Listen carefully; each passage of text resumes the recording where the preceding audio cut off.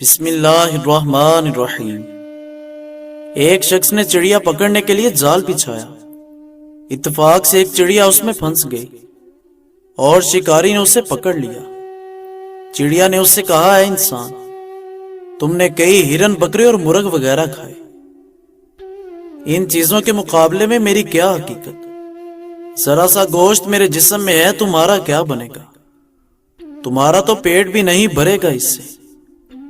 لیکن اگر تم مجھے آزاد کر دو تو تمہیں 3 نصیحتیں کروں گی جن پر عمل کرنا تمہارے لیے بہت مفید ہوگا۔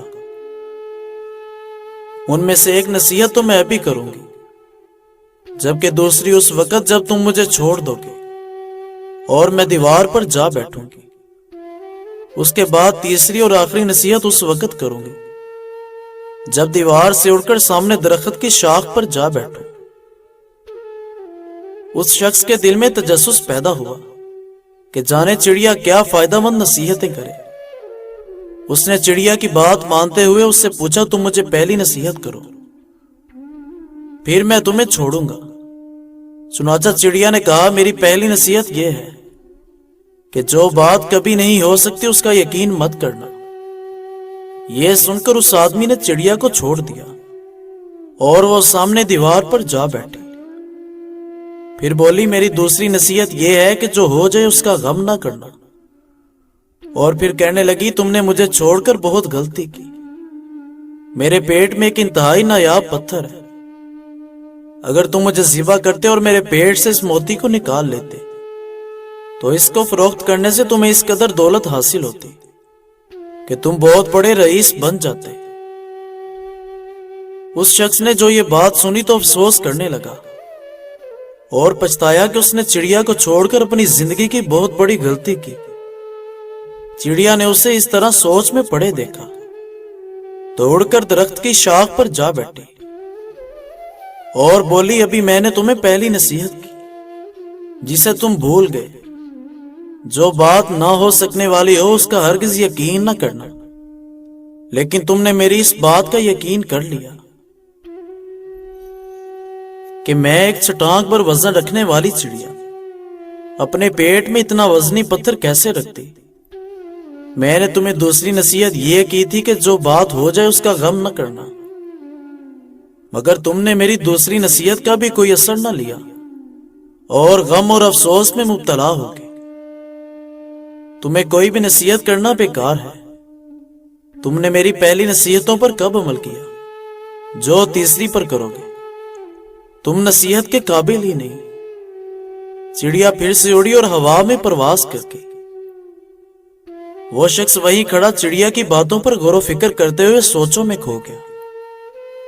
وہ لوگ خوش نصیب ہوتے ہیں جنہیں کوئی نصیحت کرنے والا ہو۔ ہم اکثر اپنے مخلص ساتھیوں اور بزرگوں کی نصیحتوں پر کان نہیں دھرتے اور اس میں نقصان ہمارا ہی ہوتا ہے۔ یہ نصیحتیں صرف کہنے کی باتیں نہیں ہوتی، بلکہ دانائی اور دوسروں کے تجربات سے حاصل ہونے والے انمول اثاثے ہیں۔ کسی آدمی کو اس پر جج نہ کرو کہ وہ اپنے برابر والوں کے ساتھ کیسا سلوک کرتا ہے، بلکہ اس پر جج کرو کہ وہ اپنے سے کم تر افراد کے ساتھ کس طرح سلوک کرتا ہے۔ سب کے سامنے اپنے دکھ بیان نہ کرو، لوگ آپ کے ساتھ رو کے سنیں گے اور پھر دوسروں کو ہنس کر سنائیں گے۔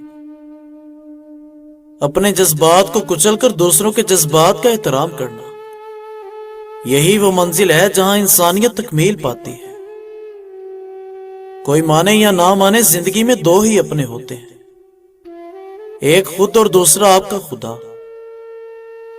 پریشان ہونا انسان کے انسان ہونے کی دلیل ہے، لیکن پریشان رہنا انسان کا اللہ تعالیٰ پر یقین نہ ہونے کی دلیل ہے۔ کہتے ہیں انسان اپنا پہلا پیار کبھی نہیں بھول سکتا، پھر لوگ کیوں اپنے والدین کو بھول جاتے ہیں؟ یہ 3 کام کر لیں، عورت آپ کو پاگلوں کی طرح چاہے گی۔ عورت کی عزت کرنا اور بے حد پیار کرنا، کہیں جانے سے پہلے اسے پیشانی پر بوسہ دینا، کبھی بھی کسی کے سامنے اس کی برائی نہ کرنا۔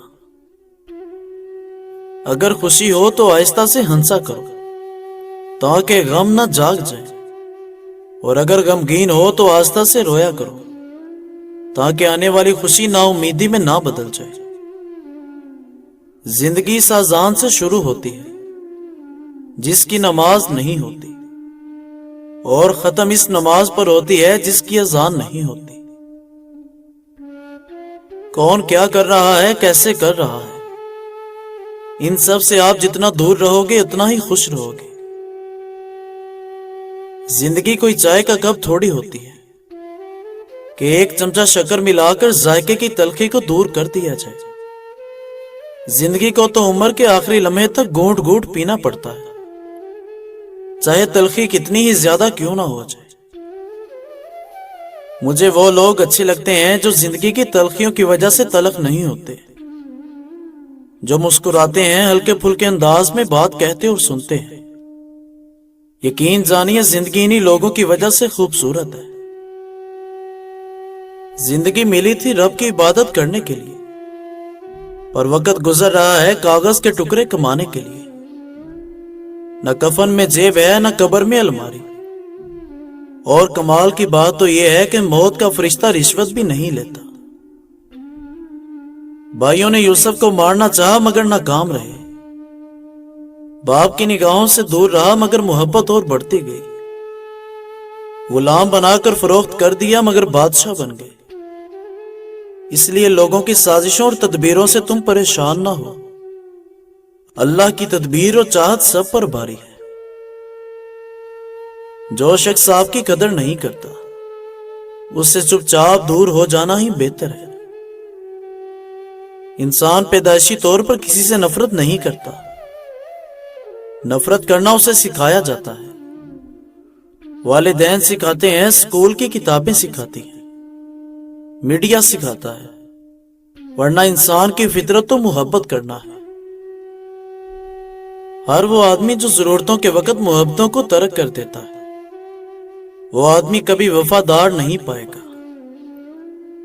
بعض اوقات دل ایک عجیب سی کیفیت سے گزرتا ہے، دل چاہتا ہے کہ انسان سب لوگوں سے دور کسی نئی دنیا میں جا بسے، جہاں نہ کوئی دوست ہو، نہ دشمن، نہ کوئی ہمدرد، نہ کوئی دکھ دینے والا، بس ہماری ذات ہو۔